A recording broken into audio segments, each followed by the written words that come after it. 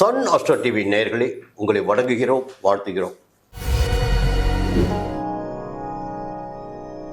ஒரு தகவல் உங்களுக்கு தெரியும். தொடர்ந்து நானும் தம்பி சிவகுரு ரவியும் அரசியலை பற்றி பேசிக் கொண்டிருக்கிறோம். இந்த பேச்சின் போது பல தலைவர்களை நாங்கள் பேசியிருக்கிறோம். பல தலைவர்களை பற்றி பேசியிருக்கும் போது, குறிப்பாக அதிமுகவை பற்றி பேசுகின்ற போது அதிமுகவின் பொதுச் செயலாளர் எடப்பாடியாரை பற்றி பேசியிருக்கிறோம். கட்சிக்குள் சலசலப்பு ஏற்பட்ட போது எடப்பாடியாருக்கு எதிர்த்து யார் செயல்பட்டாலும் அவர்களால் ஜீரோவாக முடியுமே தவிர ஹீரோவாக முடியாது என்பதையும் தெளிவாக குறிப்பிட்டிருந்தோம். அதே நேரத்தில் ஓபிஎஸ்ஐ பற்றி அந்த நேரத்தில் குறிப்பிட்டிருந்தோம்.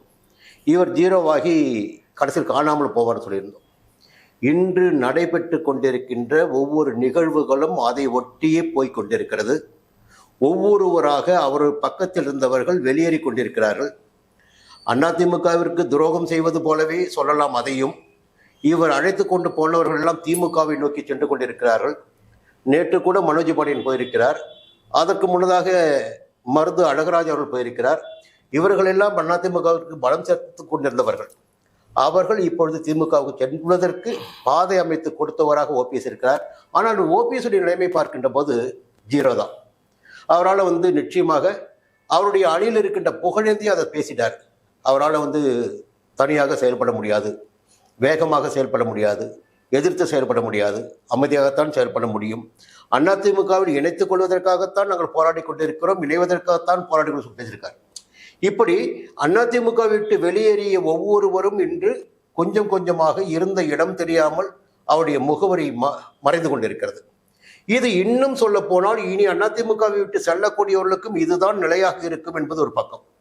இந்த நேரத்தில் ஒரு 2 பேரை பற்றி நாம் தெளிவாக பேசியாக வேண்டும். அதிமுகவினுடைய வெற்றி தோல்வியை நிர்ணயித்திடக்கூடியவர்கள் அல்லது அதிமுகவின் வெற்றியை பறித்திடக்கூடியவர்கள். அதில் ஒருவருடைய மனநிலை என்பது ஒரு மாதிரியாக இருக்கிறது, மற்றொருவரின் மனநிலை அது ஒரு மாதிரியாக இருக்கிறது. இந்த தேர்தல் நெருங்க இவருடைய நடவடிக்கைகள் எந்த அளவில் போய்கொண்டிருக்கும், இவர்கள் எந்த திசையை நோக்கி நகர்ந்து கொண்டிருப்பார்கள், அதிமுகவை எந்த அளவிற்கு இவர்கள் அசைத்து பார்ப்பார்கள், இவர்களால் எடப்பாடியாருக்கு ஏதேனும் சங்கடங்கள் ஏற்படுமா அல்லது நன்மைகள் உண்டாகுமா அல்லது புதிய கூட்டணியை இவர் உருவாக்குவார்களா, இதையெல்லாம் எப்படி பார்க்க வேண்டும் என்றால், ஒவ்வொரு மனிதனுக்கும் சுய ஜாதகம் என்று ஒன்று இருக்கிறது. அந்த சுய ஜாதகத்தில் அது யாராக இருந்தாலும் சரி, அவருடைய சுய ஜாதகத்தில் நடைபெற்று வருகின்ற திசா புத்தி, ஜாதக அமைப்பு, மற்ற நிலைகளை பார்க்கின்ற போது இவருடைய செல்வாக்கு எந்த இடத்தில் போய் நிற்கும், இல்லை எந்த இடத்தில் சரிவிற்கு வரும், இதையெல்லாம் துல்லியமாக கூற முடியும். இன்னும் நாம் பேச போகின்ற இருவரையும் பற்றி பேசணும்னா ஒரு நல்ல தகவல் இருக்கு. ஜோதிடத்தின் மீது அதிகபட்சமான நம்பிக்கை கொண்டவர்கள் இந்த இருவரும். எனக்கு என்ன வருத்தம்னா, என்னிடம் வந்தாலும் சரி அல்ல தம்பியிடம் போனாலும் சரி, நாங்கள் ஒரு விஷயத்த சொல்லுவோம். இந்த நேரங்கள் இப்படி உங்களுக்கு இருக்கிறது, இந்த நேரங்கள் எதிர்மறையாக இருக்கிறது, இந்த நேரம் சாதகமாக இருக்கிறது, அதனால் கொஞ்சம் எச்சரிக்கையாக இருந்து கொள்ளுங்கள், இந்த நிலை உங்களுக்கு வேண்டாம், இல்லை அனுசரிச்சுட்டு போங்க, இல்லை அமைதியாக இருங்க, இல்லை ஆவேசமாக செயல்படுங்க சொல்ல முடியும். ஆனால் இவர்கள் சென்று பலன் கட்டவர்கள் இவருக்கு அந்த பலன்களை வழங்கவில்லை என்பதுதான் என்னுடைய நான் தெரிந்து கொண்ட ரகசியம். சரியான பலன்களை அவர்கள் வழங்கியிருந்தால் இவர்கள் இந்த அளவிற்கு தன்னுடைய செயல்பாடுகளை நடத்தி கொண்டிருக்க மாட்டார்கள். அப்போ உங்களுக்கு புரிஞ்சிருக்கும் போய் நம்ம யாரை பேச போறோம்னு. ஒருவர் புரட்சி தலைவி அம்மா அவர்கள் இருந்தவர், சின்னம்மா என்று அழைக்கப்பட்டவர், செல்வாக்குடன் திகழ்ந்தவர் சசிகலா அவர்கள். மற்றொருவர் டிடிவி தினகரன் அவர்கள். இவர்கள் இருவரும் இன்றைய அரசியல் நிலையில் தேர்தல் நெருங்கி கொண்டிருக்கின்ற நேரத்தில் எந்த விதமான காய் நகர்த்தல்களில் ஈடுபட போகின்றார்கள். இந்த நேரத்தில் இவர்களுக்கு கிரகங்கள் எப்படி இருக்கிறது, இவர்களால் அதில் வெற்றி பெற முடியுமா? நாங்கள் ஜாதகத்தை பற்றி பேசும்போது தம்பி சொன்னார், கடந்த காலத்தை பேசுவோம், பேசினா எல்லாரும் புரியுனாங்க. கடந்த காலம் முடிஞ்சு போச்சு. அது டிடிவினா யாருன்னு தெரியும், சசிகலானா யாருன்னு தெரியும். இவர்களுடைய இன்றைய நிலை, இல்லை எதிர்வரும் காலத்தில் இவர்கள் எதை சாதிக்கப் போகிறார்கள், இவர்களால் இவர்களுக்கு நன்மை உண்டா, முதல்ல இவருடைய ஜாதகம் இவர்களுக்கு சாதகமாக இருக்கிறதா, அதை சொல்லக்கூடியதுதான் இந்த விவாதம். இதை தொடர்வோம். உங்களுடன் இணைந்திருப்பதில் மிக்க மகிழ்ச்சி அடைகிறேன். இப்போ நீங்கள் சசிகலா, வி.கே. சசிகலா அவர்களுடைய ஜாதகத்தை டிடி தினகரனுடைய ஜாதகத்தை இன்றைய சூழ்நிலைகளில் அரசியலுடைய பாலிடிக்ஸில் எப்படி பயணிக்கிறாங்க, இவங்க வந்து எதிர்காலத்தில் அரசியலை சாதிக்கிற மாதிரி இருக்கா அப்படின்ற மாதிரிலாம் நீங்கள் சொல்லியிருந்தீங்க. அது நல்ல ஒரு அமைப்பு தான். ஆனால் இருந்தாலும் சசிகலாவுடைய ஜாதகத்தை முதல்ல நீங்கள் ஆரம்பிங்க. இப்போது இதில் ஒரு முக்கியமான தகவல் இருக்குது. அதை நம்ம அவங்களுக்கு சொல்லி ஆகணும். யாருக்கு? நம்ம இந்த நிகழ்ச்சியை பார்த்து கொண்டிருப்பவர்களுக்கு. நமக்கு கிடைத்திருக்கின்ற ஜாதகம். ஆமாம், எப்படி நமக்கு கிடைத்திருக்கின்ற ஜாதகம். பர்த் பிளேஸ் பார்த்தீங்கன்னா தஞ்சாவூர், திருச்சி சொல்கிறாங்க, பிரச்சனை இல்லை. 18/8/1954. யார்? 18/8/1954 பிறந்த தேதின்னு குறிப்பிடப்பட்டிருக்கு. இந்த நேரத்தில் பிறந்த ராசி மீனமாக கணிக்கப்பட்டிருக்கு. அந்த தேதிக்கு ரேவதி நட்சத்திரம்.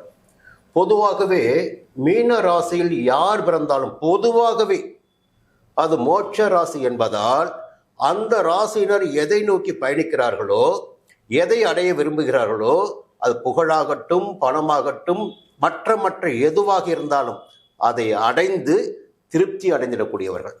மீனராசி பிறந்தவர்களுக்கு அந்த சக்தி என்பது இயல்பாகவே அமைந்திருக்கும்.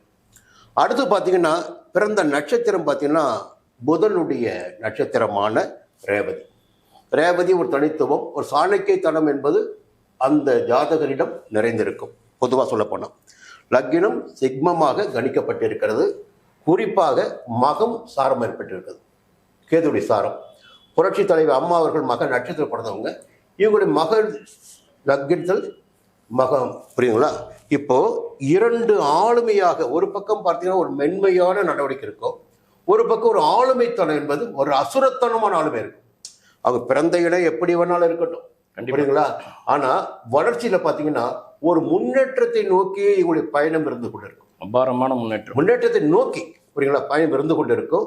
அவர்கள் எந்த இடத்தில் பிறந்திருந்தாலும், எந்த நிலையில் இருந்திருந்தாலும், அது ஏழ்மையாக இருந்திருந்தாலும், எப்படி இருந்திருந்தாலும் குறிக்கோளை எட்டுகின்ற வரையில் அவருடைய உழைப்பு இருந்திருக்கும். இப்போ எட்டியாச்சு, உலகம் தெரியும். வி.கே. சசிகலா என்றால் யாரும் உனக்கு தெரியும். இப்போ ஜாதகத்திற்கு அப்பாற்பட்டு ஒரே ஒரு தகவலையும் இப்போ பேச வேண்டியிருக்கு. என்னுடைய நண்பர்கள் வந்து பேசும்போது, அம்மாவுக்கு கட்சியை உடைப்பதில் விருப்பம் கிடையாது, முடிந்தவரை கட்சியை ஒருங்கிணைக்க வேண்டும் என்பதுதான் உறுதியாக இருக்கிறார். அவர் இந்த அணி சேர்க்கைக்கெல்லாம் அவர் தயாராக இல்லை, இதெல்லாம் அவங்க தெளிவாக இருக்காங்க என்பது போல பேச்சு எனக்கு வந்தது. ஆனாலும் சமீபத்தில் தேவர் பூஜையின் போது, குரு பூஜையின் போது நடந்த தகவல்கள், இவர் ஒரு அணியை சேர்க்கிறாரா இல்லது அணியின் வெளியில் இருப்பவர்கள் இவரை நோக்கி போகின்றார்களா என்ற ஒரு சந்தேகத்தை நமக்கு கிளப்பியிருக்கிறது. அரசியல் வட்டத்திலும் சந்தேகம் இருக்கிறது. அல்லது இவர் மென்மையாக அவர்களை இயக்கி கொண்டிருக்கிறாரா என்பது ஒரு கேள்வியாக இருந்து கொண்டிருக்கிறது. சரி, இந்த நேரத்தில் இவர் சக்தி மிக்கவராக மாறுவாரா, சாதனைகள் புரிவாரா? இந்த நேரத்தில் இதையும் நம்ம தெரிஞ்சுக்கணும். அப்போ என்ன பார்க்கணும்? ஜாதகத்தை பார்க்கணும். ஜாதகம் பார்க்கின்ற போது நடப்பது ராகு திசை. எப்படிங்க நடப்பது ராகு திசை? பொதுவாக நம்ம நண்பர்கள்லாம் சொல்லுவாங்க, பாவ கிரகத்தை குரு பார்த்துட்டாருன்னா சுபத்துவம் ஆயிடணும். அப்போ குருவுடைய பார்வை ராகுக்கு கிடைக்குது. ராகு இருக்கிற இடம் லக்னத்திற்கு 5ஆம் இடத்துல பூர்வ புண்ணியஸ்தானத்துல ராகு இருக்காரு. ராகுல குரு புத்தி இப்ப போய்கிட்டு இருக்கு. பொதுவாக இந்த அம்மா எப்படின்னா, குரு கேது சேர்ந்தாவே அது கோடீஸ்வர யோகம் சொல்றாங்க. அப்போ இயல்பாகவே திரும்ப திரும்ப சொல்வது, அவங்க எப்படி பிறந்திருந்தாலும், எந்த இடத்தில் பிறந்திருந்தாலும் ஒரு கோடீஸ்வர தனம் என்பது நிச்சயமாக இருக்கும். ரெண்டாவது மிகச் சிறப்பான ஒரு தகவல் பார்த்தீங்கன்னா, லக்ன சிம்ம லக்னம், லக்னாதிபதி ராசிக்குள் ஆட்சியாக சஞ்சரிக்கிறார். அப்போ ஒரு பிரகாசம் என்பது எப்பொழுதும் இருக்கும். திடீர்னு பார்த்தா வெளிச்சத்துக்கு வந்து ஒரு பிரகாசிக்கக்கூடிய சக்தி, இவங்க தான் மகா சக்தியாக பிரகாசிக்கக்கூடிய விஷயங்கள் எல்லாம் இருக்கும். இன்னும் இவருடைய கடைசி காலம் வரையில் சசிகலா என்ற பேர் ஒளிவிட்டு பிரகாசித்துக் கொண்டிருக்கும். அதுல எந்த விதமான நெருக்கடிகளும் இல்லை. இப்போ நடக்கிறது ராகு திசை. ராகு திசை வருகின்ற போது 2039 வரை ராகு திசை இருக்கு. அப்போ ராகு திசை வருகின்ற போதே ஆசைகளை அதிகரித்திருக்கக்கூடியவர், புரியுங்களா? செவ்வாய் திசை முடிஞ்ச உடனே இப்போ ராகு திசை வந்திருக்கு. ஆசைகளை அதிகரித்திடக்கூடியவர். அப்போ ஆசைகள் என்பது இந்த நேரத்தில் இவருக்கு தோன்றுவதற்கு வாய்ப்புகள் இருக்கு. என்ன ஆசைகள்? மீண்டும் பதவியில் உட்காரணும், மீண்டும் செல்வாக்கு அடையணும், ஒரு சக்தி மிக்கவராக வாழணும், மறுபடியும் ஒரு பிரகாசிக்கணும் என்ற எண்ணம் எல்லாம் வருவதற்கு வாய்ப்புகள் இருக்கு. இப்ப குரு புத்தி போய்கிட்டு இருக்கு. ராகு திசையில நம்முடைய கணக்குப்படி குரு புத்தி போயிட்டு இருக்கு. குரு லக்னத்து பார்வையில் தான் இருக்காரு. லக்னாதிபதியும் ராசியாதிபதியும் பார்க்குறார், திசாநாதிபதியும் பார்க்குறார். புரிஞ்சு போச்சுங்களா? இந்த நேரத்தில் அதன் பிறகு சனி புத்தி, சனியும் உச்சம். எப்படி? சனி உச்சம். சனி உச்சம், 3இல் சனி. எப்படி இந்த அம்மாவுக்கு இவ்வளோ துணிச்சலாக இருக்காங்க, அம்மாவுக்கு நிகராக எப்படி செயல்பட்டாங்க. அப்புறம் 3ஆம் இடத்தில் சனி. அப்போ சகாயஸ்தானத்தில், முயற்சி ஸ்தானத்தில் சனி இருந்து உச்சமாக இருந்து இவர்களை ஒரு இரும்பு பெண்மணியாக மாற்றி இருக்கிறது இந்த ஜாதகம். புரியுங்களா? சரி, இந்த நேரம் கோச்சாரம் பார்க்கணும்ல. இப்போ பார்க்கிற போது மீன ராசி. இப்போ மறுபடியும் சொல்கிறேன், நம்ம அப்போவே சொன்னோம், என்ன சொன்னோம்? இந்த நேரத்தில் முதல்வராக அமர்ந்தால் அமர முடியும், இல்லை என்றால் அது வாய்ப்பு கிடையாது சொன்னோம். இந்த நேரத்தில் மீன ராசிக்கு 7.5 சனியுடைய காலகட்டம். ஜென்மசனி. ஜென்மசனி வரப்போகுது. இப்போ விரயச்சனி மார்ச் மாதம் 26ஆம் தேதி தேர்தல் நடைபெறுவதற்கு முன்னதாக தேர்தல் காலகட்டத்தில் ஜென்மசனியாக இது மாறும். ஒரு 5 மாத காலங்களில் மாறப்போகுது, தேர்தல் முன்னதாக. இப்போ அதோடைய வேலையை 2026 பிறக்கும் போதே காட்டிடும். கண்டிப்பா. அப்போ மற்ற பாத சனி விரய சனியை விட ஜென்ம சனி காலத்தில் அதோடைய உடல் வேகம் நிச்சயமாக அதிகமாக இருக்கும். இவங்க என்னதான் ஆசைப்பட்டாலும் வேகமாக செயல்படுவது என்பது சங்கடம். 2வது பார்வை 7ஆம் இடத்துக்கு கிடைக்குது. ராசிக்கு 7ஆம் இடத்து பார்வை கிடைக்கும் போது நீங்க நினைச்சு பிடிச்சு வைப்பீங்க பாருங்க, அது அப்படியே உதறி போயிட்டு இருக்கும். எப்படி? நீங்க கணக்கு போட்டு வச்சிருப்பீங்க, இவரை சேர்த்துக்கலாம்னு. ஆனா நீங்க போட்ட கணக்கு அங்கே தோல்வியை சந்திக்கும். புரியுங்களா? என்னதான் நீங்க முயற்சி பண்ணாலும் ஒரு அணி அமைப்பது என்பது மிக சங்கடமான நிலை இருக்கும். இது சனியை வச்சு பேசிட்டு இருக்கும். சேர்க்க விடாது. ஏன்னா 7ஆம் இடத்து சனி பார்ப்பதால உடைக்கும். அடுத்து பாத்தீங்கன்னா 12ல் ராகு. இந்த ராகு 2026 நவம்பர் மாதம் வரையிலும் ராகு 12ல் இருக்காரு. அடுத்து 6ல் இருக்கின்ற கேது. ஏன் இந்த பலத்தை இவருக்கு கொடுக்குதுன்னா, இப்போ புகுந்து விளையாடிட்டு இருக்காரு, தைரியமாக செயல்பட ஆரம்பிச்சிருக்காருன்னு பார்த்தீங்கன்னா, நாம் அவங்களுக்கு உண்மையை சொல்லுவோம். மீன ராசிக்கு 6ல் இருக்கின்ற கேது எதிரிகளை அடக்கி ஆளக்கூடிய நிலையினை ஏற்படுத்தும். வம்பு வழக்குகளிலிருந்து விடுதலை உண்டாக்கும். ஒரு பக்கம் ராசிக்குள்ள சனி போக போறாரு, 7ஆம் இடத்தை பார்க்க போறாரு. ராசிக்குள்ள சனி போவதே நோய்களை ஏற்படுத்தும். இங்க 7ஆம் இடத்தை பார்க்கின்ற போது நட்புகளை முறிக்கும். கண்டிப்பா. அதே நேரத்துல 6ஆம் இடத்துல கேது, அவருடைய வேலையை அவர் செய்வார்ல. சனியை விட பலசாலி இல்லையா கேது? அப்படி இது ஒரு பக்கம் இப்படி ஓடி கொண்டிருக்கிற போது மறுபக்கம் கேது என்ன பண்ணுவாரு? நீ தைரியமா செயல்படு, நான் இருக்க உனக்கு, அப்படி இயக்குகின்ற சக்தி, இவர்களையே இயக்குகின்ற சக்தி, ஒரு சக்தி நிச்சயமாக இருக்கும். அதை வைத்து இயங்குவாங்க. சரி, அதற்கு மேல பாத்தீங்கன்னா இப்போ குரு வக்ரமா இருக்கார். ராசிநாதன் வக்ரமாக போறாரு. அப்புறம் வக்ரம், அஸ்தம், புரியுங்களா? அது மே மாதம் தான் 5ஆம் இடத்துக்கு வரப்போறார். அதுவரையிலும் குருவால பெரிய பலன்கள் என்பது இவர்களுக்கு கிடைக்க போறதில்லை.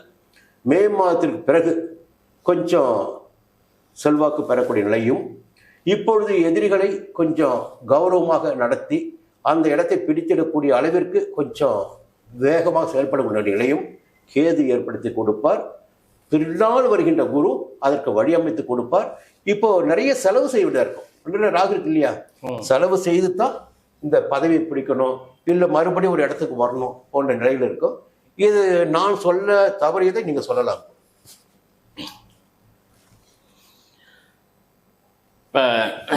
திருக்கோளு பரணி சார் அவர்களுக்கு வணக்கம்.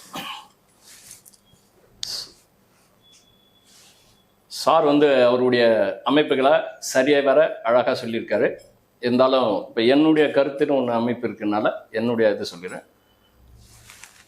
தற்போது இவங்களுக்கு மீன ராசியில் ரேவதி நட்சத்திரத்தில் பிறந்திருக்காங்க. அதுக்கு அடுத்தது சிம்ம லக்னங்கிறது அந்த சிம்ம லக்னத்தில் பிறக்கக்கூடிய எல்லாருமே அரசியல் சார்ந்த விஷயங்கள்ல தான் எப்பயுமே இருப்பாங்க. உயர்வான அமைப்பு இல்லை இன்டைரக்ட் டைரக்ட், இந்த மாதிரி 2 அமைப்பில் சொல்லலாம். அதாவது தனித்த சூரியன்கிறது வேற, புதனோட சேரும்போது இவங்க நிபுணத்துவ யோகம், அதாவது வேகம் சூரியன், விவேகம் அறிவு, இது புதன், இது 2மே கலந்தது. அந்த அறிவும் சமயோசித்த புத்தியோட இவங்க மற்ற எல்லாருக்குமே இவங்க ஹெல்ப் பண்ணியிருக்காங்க. அவங்க சார்ந்த எல்லாருமே இவங்களை சரிவர பண்ணியிருக்காங்க. அதனால என்னமோ இவங்களுக்கு எல்லாருமே பிடிக்கும். ஆனால் நேரடியான அரசியலில் இவங்க இது வரைக்கும் வந்ததே கிடையாது. அதனால இவங்களுடைய ஆளுமைங்கிறது வரவேற்கக்கூடிய ஒரு விஷயம் தான். அதனால குறைச்சி மதிப்பிட முடியாது. இவங்க கடந்து வந்த பாதெல்லாம் அது ஒரு அமைப்பா இருக்கலாம். ஆனா அதை சொல்றதுக்கு 10 வீடியோ வேணும். ஆனா இருந்தாலும் நம்ம ஷார்ட்டா சொல்லிடுறோம். இப்ப இவங்களுடைய பொதுவான இந்த அமைப்புக்குள்ள காலகட்டங்கள், இவங்க அந்த சொத்து குவிப்பு வழக்கு மற்ற எல்லா பிரச்சனைகளும் இவங்க வந்தது, நம்ம அதுக்குள்ள போகல. ஏன்னா இப்ப இருக்கக்கூடிய இந்த கிரக அமைப்புகள் எப்படின்னா, இப்ப அவங்க கிட்ட இருந்து இந்த பதவி ஏன் போச்சு, ஒண்ணு இந்த பதவியை அவங்க தக்க வச்சிருக்கலாம், அதை மீறி அவங்க கிட்ட இருந்து அது கைப்பற்றி போகுதுன்னும் போது, சார் ஒரு வார்த்தை சொன்னார் பார்த்தீங்களா, ஜென்ம சனிலாம் வரும்போதுலாம் இந்த மாதிரி தொல்லைகள்லாம் கொடுக்கும், இந்த பிரச்சனைகள்லாம் இருக்கணும். அது உண்மைதான். அப்ப விதி தான் செயல்படுத்துது. அது மனிதன் நம்ம இப்படி இருக்கலாம், அது இப்படி இருக்கலாம் ஒன்று சொன்னார் பார்த்தீங்களா, எல்லாரையும் சேர்த்துடணும், எப்படியும் இதை நம்ம இதை செய்யணும் அப்படின்னும் போது அங்க மாசு வைக்க விட மாட்டேங்குது. ஏன்னா அந்த சனி தன்னுடைய 7வது பார்வை சொன்னார் பார்த்தீங்களா, 7வது பார்வை அங்க பார்க்கும்போது அதை உடைச்சிரும். அப்ப இதுதான் செய்யும். அது மாதிரின்ற ஒரு அமைப்பு. இப்ப என்னுடைய அமைப்பு, அது உண்மைதான். அது என்னுடைய அமைப்பு. எப்படின்னா, சனி கடந்த காலத்துல இவங்களுக்கு நல்லது பண்ணுனாக்கா அது ஒரு அமைப்பு நல்லதா இருந்திருக்கும். ஆனா பொது ஜாதகத்திலுமே அவங்களுக்கு அவங்க வந்த இதுல பாருங்க, சந்திர திசையில, செவ்வாய் திசையில, அதுக்கு அடுத்தது சுக்கிர திசையில, இந்த திசையில தான் இவங்க பணம், பேர், புகழ், செல்வாக்கு எல்லா அமைப்பும் இவங்க பெற்றாங்க. அதாவது 3 திசை ஒன்னா வரவே கூடாதுங்க. எந்த ஒரு ஜாதகத்திலையும் 1 by 1 by 1 by வரவே கூடாது. ரஜினிகாந்த் கூட ஒரு படத்தை சொல்லுவார், ஒரே தூக்கக்கூடாது யாருமே, அங்கிருந்து ஒரு அந்தர் பல்ட்டி அடிப்பாங்கன்னு சொல்லுவாங்க. அது எதுக்காக சொன்னார்னா, அப்ப இந்த ஜோதிடமா சொல்லுது அதுக்குள்ளார. ஏன்னா அதுல அது பொருள் இருக்குது. மகரிஷிகள்லாம் நிறைய சொல்லியிருக்காங்க, தொடர்ந்து ஒருத்தர் முன்னேறக்கூடாது, தொடர்ந்து வெற்றின்னு போயிட்டே இருக்கக்கூடாது. அந்த வெற்றி என்பது அது அவனுக்கே தீங்காகும்னு சொல்லியிருக்காங்க மகரிஷிகள்லாம். நம்ம அதை சொல்ல வரல. இவங்களுக்கு இவங்க ஜாதகத்துல எல்லா யோகமும் இருக்கு. இந்த எல்லா யோகமும் இருக்கும்போது சந்திர கேந்திரத்துல குரு இருக்காரு பாருங்க. குரு புத்திரக்காரகன். இந்த லக்னத்துக்கு குரு 5 கூடிய புத்திரக்காரகன், 8 கூடிய அட்டமாதிபதி, ஆயுள் சாணாதிபதி, வலுவா இருக்காரு. ஆனா எல்லாம் சுபமா இருக்கு.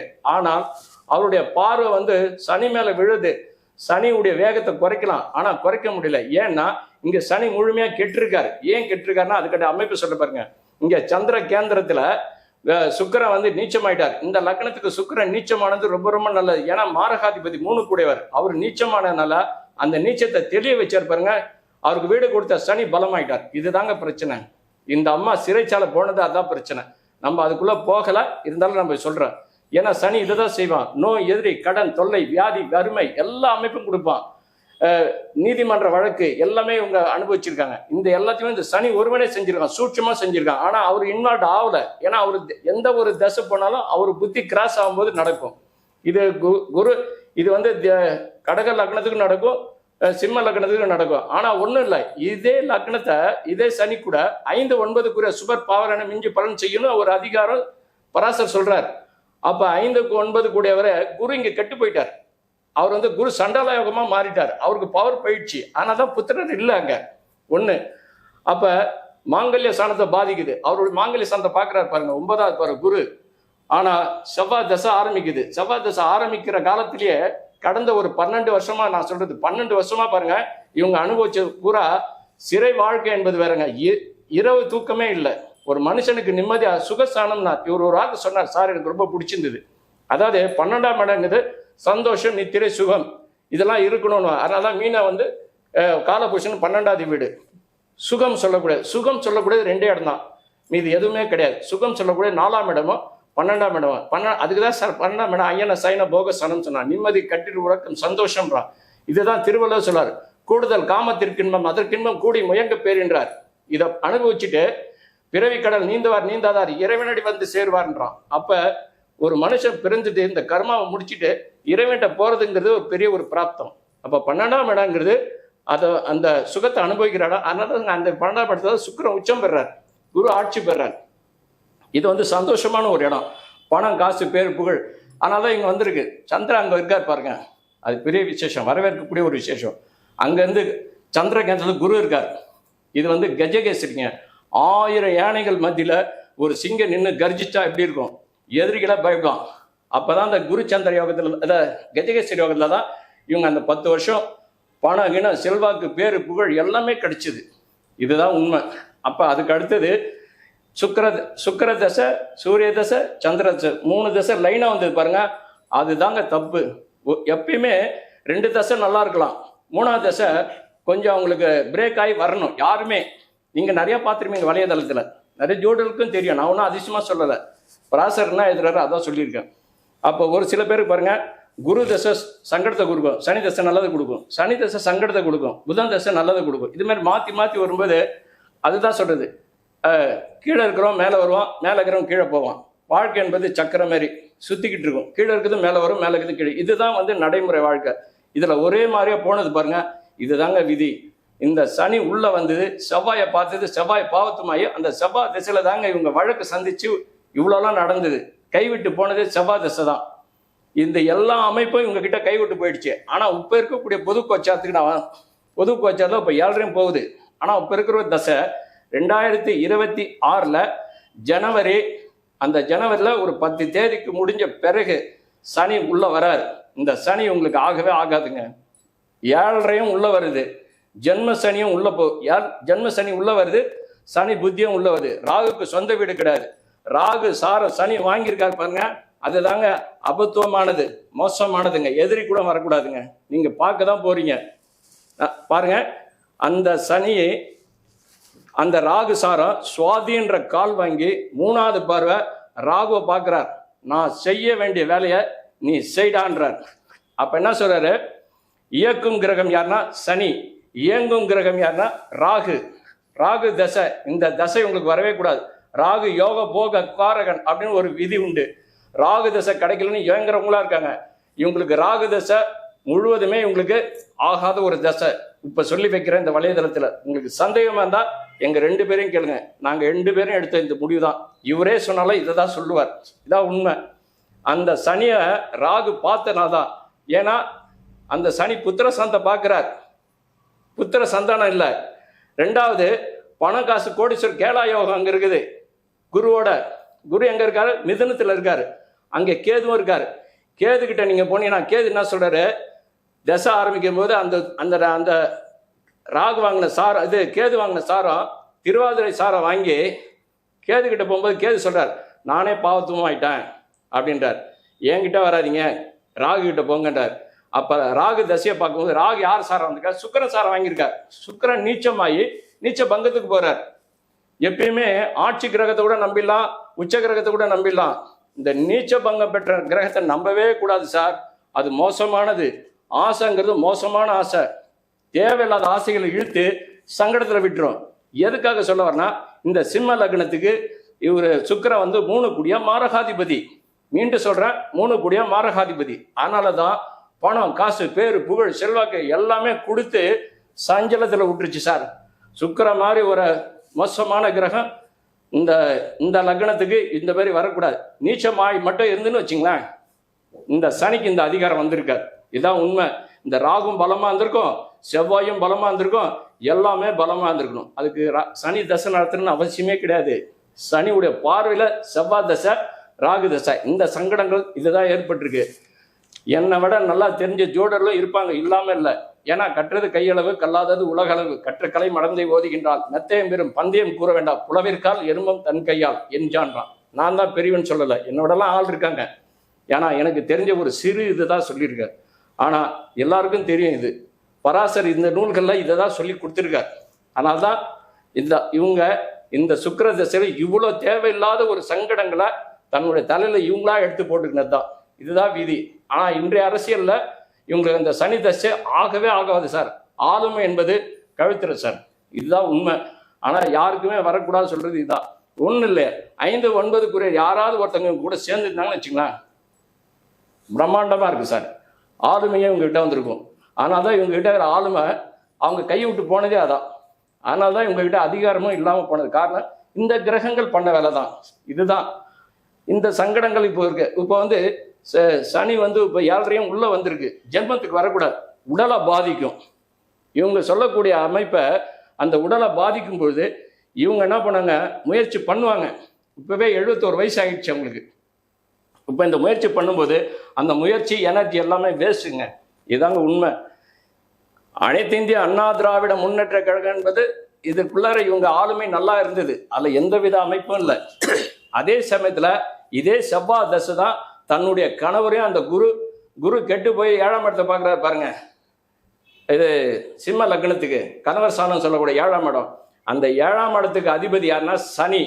அந்த சனி பார்வையை பார்த்து ராகு செவ்வாயும் குருவும் கெட்டனால அந்த குரு பார்வை அது மேலே விழ தன்னுடைய கணவரையும் அந்த திசையில இழக்கிறாங்க. கொடுமைங்க, இது ரொம்ப மோசங்க. யாருக்கும் எதிரிக்கே வரக்கூடாதுன்னு நினைக்கிறவங்களா நாங்கள் எல்லாரும் நல்லா இருக்கணும்னு. அதனால ரொம்ப வேதனைக்குரிய இந்த அமைப்பு. இதை சொல்றது கூட மனசு கஷ்டமா இருக்கு. இருந்தாலும் இதுதான் ஜாதகம், இதுதான் விதி. இந்த விதியை மீறி இவங்க செயல்பட முடியாது. இதுதான் உண்மை. இது அவங்களுக்கே தெரியும் ஏன்னா அவங்களுக்கு ஜோடர் பார்ப்பாங்க. ஆனா இந்த கிரகம் இதை தான் செஞ்சிருக்கு, இதை தான் செய்யுது. இந்த 7.5 சனி உங்களுக்கு சரியில்லை. இது 1வது சுத்து 2வது சுத்து மங்கு சனி, பொங்கு சனி, கொங்கு சனி, மரண சனிலாம் இதுல ஓட்டக்கூடாது. தசா புத்தி சரியில்லை. தசா புத்தி நல்லா இருந்தா இந்த பொது கோச்சாரம் உங்களை ஒண்ணுமே டச் பண்ணாது. யோகம்தான். தசா புத்தி சரியில்லை. சனி தசை உங்களுக்கு வரக்கூடாது. இது சனி புத்தி வரக்கூடாது, ராகு தசையும் வரக்கூடாது. இதுதான் உண்மை. ஓம் நம சிவாய். இப்போ நீங்க சொல்லிட்டீங்க, பொதுவாக கோச்சார பலன்கள் என்பது பலன் தரக்கூடியது. என்ன திசாபத்தியும் பார்க்கணும், கோச்சார பலன்களையும் பார்க்கணும். இன்னும் நாம் பெரும்பாலும் கிடையாது. நம்ம எழுதி வச்சு தான் பேசிகிட்டு இருக்கோம் இல்லையா? நம்ம என்ன முன்னோட எழுதி வச்சுருக்கோம் அதான் நம்ம பேசுகிறோம். இப்போ அவங்களும் பார்த்துட்டு இருப்பாங்க. என்ன கேட்டால் ஐயாவாடியில் போய் உட்காந்து பூஜை செஞ்சவங்க தான் அம்மா ரசிகலமாக இருக்காங்களே. ஐயாவாடியில் போய் பிருத்திகரா தேவி ஆலயத்தில் உட்காந்து பூஜை செஞ்சவங்க தான். இந்த அவங்களுக்கு அந்த அறிவுரை சொன்ன யோசனையை சொன்ன ஜோதிடர் 2 விஷயம் சொல்லியிருக்கணும் அவங்களுக்கு. என்னென்னா, இந்த குரு இருக்கார் இல்லைங்களா, குரு 11 இருக்கார தவிர இந்த உச்சமான சனியை பார்க்குறாரு குரு. உச்சமான சனியை குரு பார்க்கின்ற போது பிரம்மகத்தி தோஷம் உண்டாயிடுது. இந்த பிரம்மகத்தி தோஷம் உண்டாச்சுனாவே இவங்க என்னதான் உச்சத்துக்கு போனாலும் அங்கே பிரேக் ஆகிடும். எப்படிங்க? என்னதான் உச்சத்துக்கு போனாலும் அங்கே தடை ஏற்படும் ஒரு பக்கம். இன்னொரு பக்கம் இயல்பாகவே 5ஆம் இடத்துல ராகு. 5ஆம் இடத்துல ராகுவோ கேதுவோ இருந்தால் நிச்சயமாக அது பித்திரு தோஷம். கண்டிப்பாக அது குழந்தை பாக்கியம் இல்லை என்பதெல்லாம் இவங்களுக்கு எல்லாமே தெரிஞ்ச விஷயம் தான். இல்லை கேட்டு கேட்டு புளிச்சு போயிருக்கு அவங்களுக்கே. அவங்களே ஜாதகம் கொண்டு போனால் கணவரை பற்றி பேசாதீங்க, வாழ்க்கையை பற்றி பேசாதீங்க, பிள்ளையை பற்றி பேசாதீங்க, என்னை பற்றி பேசுன்னு தான் சொல்லுவாங்க. இங்கே ஜாதகத்தில் வேற ஒரு சூட்சம் ஒன்று இருக்குது. எந்த கட்டங்கள் காலியாக இருக்கிறது ஜாதகத்தில்? எந்த கட்டங்கள் காலியாக இருக்கு? சரி, அந்த காலியாக இருக்கின்ற கட்டங்களை எந்த கிரகமாவது பார்க்கிறார்களா? ரொம்ப முக்கியமான விஷயம். அந்த கிரகங்கள் பார்க்கின்ற போது அந்த காலியாக இருக்கின்ற கட்டங்கள் நிறைவடைகிறது. நிறைவடையாத 2 கட்டங்கள் இவருடைய ஜாதகத்தில் இருக்கு. நிறைவடையாத 2 கட்டங்கள், அதை நோக்கி மட்டும்தான் பயணம் இருக்கும். அந்த நிறைவடையாத கட்டங்கள் பார்க்கின்ற போது சின்ன உதாரணத்தை சொல்றேன். இப்போ 5ஆம் இடத்து குரு இருக்கார் இல்லைங்களா 11ல், அவருடைய 5ஆம் பார்வை கிடைச்ச போது 7ஆம் பார்வை கிடைச்ச போது 9ஆம் பார்வையை லக்னம் 7 கொடுத்துறாரு. அப்போ இந்த இடம் ஃபில் ஆகிடுது. அப்படிங்களா? சனின்னு பார்த்தீங்கன்னா 3 பார்க்குறா, 7 பார்க்குறா, இந்த இடம் ஃபில் ஆகிடுது. அப்புறம் 10 பார்க்குறா, இந்த 12 ஃபில் ஆகிடுது. இல்லாமல் ஒரு இடம்னு பார்த்தீங்கன்னா 6ஆம் இடமும் 10ஆம் இடமும். 10 தான் பதவியை கொடுக்கின்ற ஒரு இடம். அப்போ பதவி என்பது கனவாக இருக்கும். நான் சொல்ல ஜாதகத்தை பேசுறேன். பதவி மேல் இவருக்கு ஆசை இருக்கும், அதை நோக்கி பயணம் பண்ணுவாங்க. ஆனா அது ஒரு கனவாக இருக்கும். இதான் உண்மை. என்னன்னா, அந்த 10ஆம் இடத்தை சேர்ந்த அதிபதி நீச்சமா இருக்கார். கண்டிப்பா அது ஒரு காரணம். 2வது, 6ஆம் இடத்துல எதிரிகள் இவங்களை கொஞ்சம் தொல்லை கொடுத்துக்கிட்டே இருப்பாங்க. இவங்க நேரடியான இல்லை, மறைமுக தொல்லைகள். இவர்கள் எப்படின்னா பின்னணியில் இருந்து இயக்கிடக்கூடிய சக்தியாக இருக்க வேண்டிய ஒழிய முன்னணியில் இருந்து வெற்றி பெறக்கூடிய சக்தியாக இருக்க முடியாது. நல்ல ஆலோசகராக இல்லை மற்றவர்களுக்கு வழிகாட்டக்கூடியவர்களாக இருக்கலாமே ஒழிய இவரே அந்த பதவியில் அமர வேண்டும் என்று நினைப்பது ஏன்னா இந்த ராகு திசை இருக்கு பாருங்க, ஒரு பெரிய விஷயத்து மோசமான திசை பார்த்தா ராகு திசை. நீங்கள் ராகு திசை யாருடைய சாரம் வாங்கியிருக்காருன்னு பார்த்தீங்கன்னா போராட்டம், சுக்கரனுடைய சாரம் சொல்லிட்டீங்க. அதை சுக்கரன் நீச்சமாக இருக்கார். சனி மக்கள் செல்வாக்கை கொடுக்கின்ற சனி ராகுடைய சாரத்தை வாங்குறார். புரியுங்களா? அங்க ராகு என்ன பண்ணுவான்னா இந்த ஆசையை கிளப்பி விடுவான். சும்மா இருக்கிற மனிதனுக்கு கூட நீ ஏன் சும்மா இருக்கிற, நாங்களா வரோம், நாங்க இருக்கோம் ஒரு பெரிய ஒரு பண்டைய விஷயத்தை உருவாக்கிட்டு சும்மா கிடந்த சங்க ஊதி கிடந்த மாதிரி மற்றவங்களை பேச வச்சு இவங்க ஒரு கனவு காண வச்சு கடைசி அந்த பேசுற நபர்கள் எங்கன்னு பாத்தீங்கன்னா அவங்கள எங்கேயோ ஒரு போய் தேடிட்டு இருப்பாங்க. இந்த நிலைகள் இவருடைய ஜாதகத்துல இருக்கு. 2 விஷயங்கள் தடையாக இருக்கு. இந்த பிரம்மகத்தி தோஷத்தை நீக்கிக் கொள்வதற்கு இவங்களுக்கு ஒரு நன்மையை ஏற்படுத்தும். 2வது பார்த்தீங்கன்னா பித்ரு தோஷத்திற்காக ராமேஸ்வரம் சென்று திலகோமம் செய்து கொள்வதும் இவங்களுக்கு நன்மை ஏற்படுத்தும், தடைகளை உடைக்கும். இவங்களுக்கு கர்ம வினை, முதல்ல கர்ம வினை. இந்த கர்ம வினை தாங்க இப்போ இவரு இதுல திருவள்ளுவர் சொல்ல, பெருந்தகை திருவள்ளுவர் அது நம்ம ஜாதகம் பேசுவோம், இலக்கியம் பேச வேணாம், ஜாதகம் பேசுவோம். சரிங்களா? கர்ம வினை, கர்மக்காரகன் அவனுடைய படி செய்து கொண்டே இருப்பான். நீ கடந்த பிறவியில் என்ன செய்தாயோ, என்ன புண்ணியங்கள் செய்தாயோ அதற்குரிய பரிசு உனக்கு கிடைக்கும். அங்கே என்ன பாவம் செய்தாயோ அதற்கு தண்டனை கிடைக்கும். சரிங்களா? சனியும் செவ்வாயும் அந்த வேலை செய்யக்கூடியவன், குறிப்பா சனி கர்மக்காரகன். புரியுங்களா? சனி வந்து இப்போ வரப்போறது சனி திசை, அடுத்த சனி புத்தி. கண்டிப்பா சனி புத்தி எப்போ 2026 மே மாசத்துக்கு பிறகு. அந்த நேரத்துல தான் சனி புத்தி வருகின்ற போது 5ஆம் இடத்துக்கு குரு வராரு. கண்டிப்பா புரியுங்களா? 5ஆம் இடத்துக்கு வருகின்ற குரு லக்ன ராசிக்குள் இருக்கின்ற சனியை பார்த்துடுவார். அதுக்குள்ள எலெக்ஷன் முடிஞ்சிடும், ராசி பார்த்துடுவாரு. அப்போ சனி கொடுக்கின்ற நெருக்கடிகள் இருப்பாருங்க, அது உடல் உபாதையாகட்டும், எந்த நெருக்கடி, அந்த நெருக்கடிகள் குறைஞ்சிடும். புரியுங்களா? இன்னொன்னு, குரு விட்டு சனி இருக்காரு. இப்போ 3ஆவது மாதத்துக்கு பிறகு 6ஆம் தேதி 3ஆவது மாதம் 2026 வாக்கிய பஞ்சாங்கத்தின்படி மீன ராசிக்கு சனி போறாரு. கண்டிப்பா அப்ப ஜென்ம சனி. பொதுவாக மீன ராசிக்கு போறதுக்கு முன்னாடி ஒரு 4 மாசம் முன்னாடி பலன் கொடுத்தாகணும். அப்ப 2026 பிறக்கும் போதே ஜென்ம சனிக்குரிய பலன்கள் கிடைக்க ஆரம்பித்து விடும், முன்னாலே ஆரம்பிச்சிடும். அப்ப குரு அங்க வருகின்ற போது, கடந்து வருகின்ற போது, உச்சமாக வருகின்ற போது தன் சொந்த வீட்டை பார்க்கிறார். அப்ப சனிக்குலாம் அங்க பலம் கிடையாது, குருவுக்கு தான் பலம். அப்போ உச்சம் பெற்று இவர்கள் வந்து என்னன்னா ஒரு ஆலோசகராக இருந்து வழிநடத்தி கொண்டிருந்தால் அடுத்து வரும் ஆட்சியில் இவர் சிறந்த ஆலோசகராக மதிக்கப்படுவார். இன்னொரு நல்ல விஷயம் என்னன்னா, இது முதல் சுற்று கிடையாது சனி, 2வது சுற்று கிடையாது, இது 3வது சுற்று அவருக்கு. புரியுங்களா? உடல் நிலையில் அவர் கவனமா இருக்கணும். ஒன்று உடல்நிலை சங்கடம் ஏற்படும், அல்லது அவமானத்திற்கு ஆளாக நேரம். 2 தான் சனி பண்ணுவார். இது இல்லை என்றால் அது, அது இல்லை என்றால் இது. அப்போ இந்த பரிகாரங்கள் வந்து நல்லாவே தெரிந்தவர் இவங்க. புரியுங்களா? இந்த குரு சனி விஷயத்துக்காக திருவிடை மருந்து சென்று வருவது இவருக்கு நன்மையை ஏற்படுத்தும். பித்ரு தோஷத்திற்காக ராமேஸ்வரம் சென்று வருவது வாழ்க்கையில் ஒரு மாற்றத்தை ஏற்படுத்தும். செய்தால் சந்தோஷம். அது பிறகு அதனுடைய பலன்களை பார்க்கட்டும், அது பிறகு அவர் பேசட்டும், இதை பார்த்து கொண்டிருக்கிற பேசட்டும். நாம் நம்முடைய கடமை செய்வோம், செய்து கொண்டே இருப்போம்.